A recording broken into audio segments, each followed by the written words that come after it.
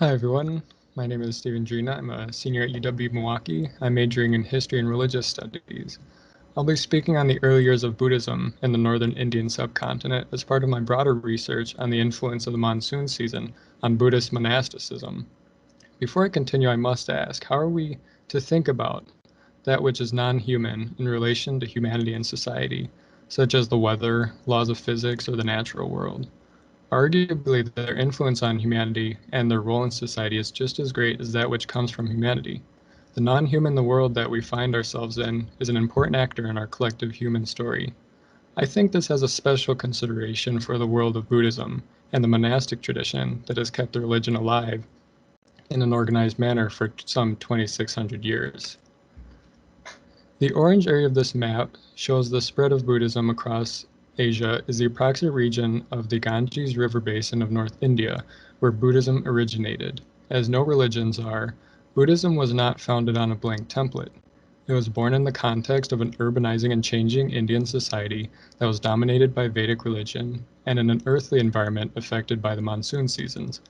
As it is the latter that will be the focus of what remains, I will try to do justice to the incredible story of the formation of Buddhism in a short synopsis to provide a basic contextual understanding of the religion and the most important person behind it, who we all know, the Buddha.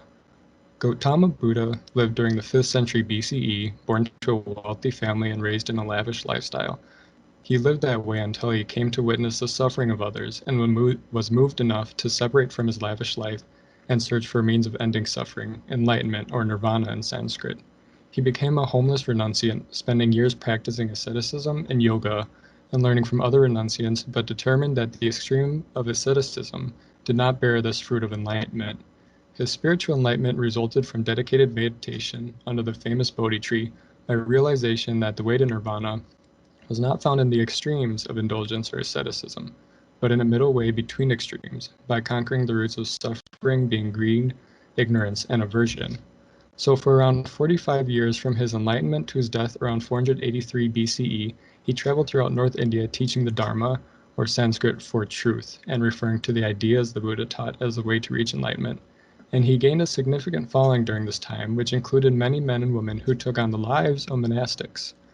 Because of the location, this monastic lifestyle of wandering and teaching had to be crafted around the reality of the monsoon season and its limitations on human life. To understand why the monsoon presented limitations, I will describe the South Asian monsoon and turn to the climate of the Ganges River Basin, the area where the Buddha taught and traveled and where the monastic community was founded. The graphic here shows the cycle of precipitation that occurs over South and Southeast Asia throughout the year. This highlights the location and volume of rainfall during the months of the monsoon. During the summer, moisture-laden wind from the southwest eventually meets the highlands of the Himalayan mountains and the Tibetan Plateau, causing it to rise and produce precipitation on the windward side. The cooling and condensation of the moist rising air creates the heavy rainfall over the Indian subcontinent and Southeast Asia, producing the wet monsoon season. According to discussions of recent research at the 2020 Chapman Conference of the Evolution of the Monsoon, this climatic phenomenon is theorized as the result of tectonic changes, Earth's rotation, and large-scale climate effects. So geological findings from deep drill sites in key areas of these monsoon systems has informed the evolution of the monsoon over million-year timescales, and this shows that the system has been occurring since before civilizations first arose in the region. And we know from text and oral history both that society experienced this reality from even before the time of the Buddha, some 2,600 years ago. So the Ganges River Basin, found in North India, is a low-lying zone between the Himalayas and central India. It is a basin for the sacred Ganges River, as well as the Brahmaputra and Meghna rivers that flow south and east, winding through northern India and emptying into the Bay of Bengal. The major rivers and the many tributaries there have provided fresh water and sediment for fertile soil to the region, this allowing for the development and thriving of civilizations in the region for millennia. This area receives nearly 1,000 millimeters of rainfall annually, of which the vast majority, about 84%, precipitates between the months of June and September. That's a lot of rainfall. Its geography and climate has provided for consistent agriculture such as the staple rice, which relies on the monsoon's seasonal rain, and for a concert of inter-regional civilizations to flourish. The monsoon season has a significant impact on the lives of those who live therein. It determines the what and when of agriculture, the social economy, water supply, and hugely important for missionary monks, travel.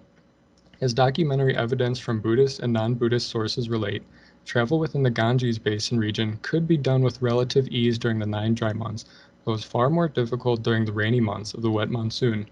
Some 2,600 years ago, they did not have the luxury of our modern roads and automobiles, so the consistent torrential rain during the monsoon precluded travel on the roads that did exist, especially for those in renunciate traditions like Buddhist monks that traveled really long distances by foot. Adjusting life to the monsoon season was a practical concern for society, and since the Buddha and the monastic community, or Sangha in Sanskrit, lived within this context, I asked the question, how did this monsoon affect the Sangha in the early centuries of its development in North India? I must first note that Buddhist monasticism was not the first to inform their religious practice based on the wet monsoon. The diverse Shamanic traditions of India that predate and very much influenced Buddhism by this time had an established practice to remain in one location during the rainy season and to go out traveling without a home for the remainder of the year. Two reasons being that travel was difficult, and second, it was likely to cause unintentional harm to plants and animals, something fundamentally bad in these religious perspectives. This was a personal practice of the Buddha himself, and it became formalized for the Sangha under the direction of the Buddha by institution of the monastic rules, Vinaya in Sanskrit. This practice was referred to as Vasa in Sanskrit, the rains retreat, here referred to also. And this retreat and the practices associated with it had a significant impact on the development of the organized monastic community and the philosophical study of the Dharma. I will explain the significance of its impact on the Sangha and Buddhist philosophy, and argue why the monsoon, by affecting the rains retreat as an institutional practice of Buddhist monastics, was a causal factor in the flourishing of Buddhism and its spread across Asia. So the Dharma Chakra Pravata Sutra of the Pali Canon relates the founding of the Sangha. Shortly after the Buddha was enlightened, he taught 5 close ascetics he knew, and they accepted his teachings and reached enlightenment, according to the story, then deciding to become disciples of the Buddha. This would continue as the Buddha traveled and taught. In the early period of the Sangha, this monastic order, it was an informal group of people who had renounced their lives to be a follower of the Buddha, and for some time there was no real formal initiation or rules that governed their lives, other than renouncing their lives and adhering to and teaching about the Buddha's teachings about enlightenment. So over time, this following of monks and nuns became quite large, and this necessitated organization. The Buddha instituted the Vinaya, as I mentioned earlier, these rules directing the lives of men and women who lived within this community. These rules are found in the Vinaya Pitaka, one of the 3 books of the Pali Canon, the Buddhist scriptures that are regarded as a collection of original teachings and the directions of the Buddha during his life. These were passed down by oral tradition within the Sangha and were systemized over time during the Buddhist councils that were held between the 5th and 1st centuries BCE. They were eventually committed to text during the 4th Buddhist Council around 29 BCE, and this process of scripturalization that occurred over multiple centuries exemplifies both the communal and deliberational strengths of the community. While different schools had developed by this time, the monastic world was bound by the teachings of the Buddha and adherents of the Vinaya. How come this strength existed after the Buddha had died? Why didn't the order disintegrate or peter out? The Sangha grew and flourished after the life of the Buddha because they were able to develop strong social and spiritual communities, of which the rains retreat played a key role. So during the early years, the lives of the monks and nuns mirrored that of the Buddha. They wandered and taught without property or home, but not everyone had adopted this practice of rains retreat as the Buddha had. According to some sources, the Buddha made this mandatory after criticism. But no matter why exactly it was made a rule, it was done for both the practical reason of travel during the heavy rain and the karmic reason of non-harm to other beings. So the rules for the practice of the rains retreat were dictated to the Sangha in the Mahavagga chapters of the Vinaya Pitaka, which includes to retreat in a fixed location for 3 months of the monsoon season, with limited exceptions for leaving, and to abide in either avasas, which were temporary dwellings, or aramas, permanent dwellings that were donated by lay people, and to observe the pavarana.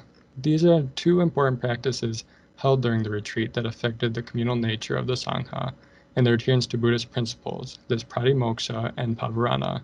The pratimoksha refers to the recitation of rules held fortnightly that govern their lives of monks and nuns. So even though this is held throughout the year, it had special significance during the early period of the Buddhist community during the rains retreat.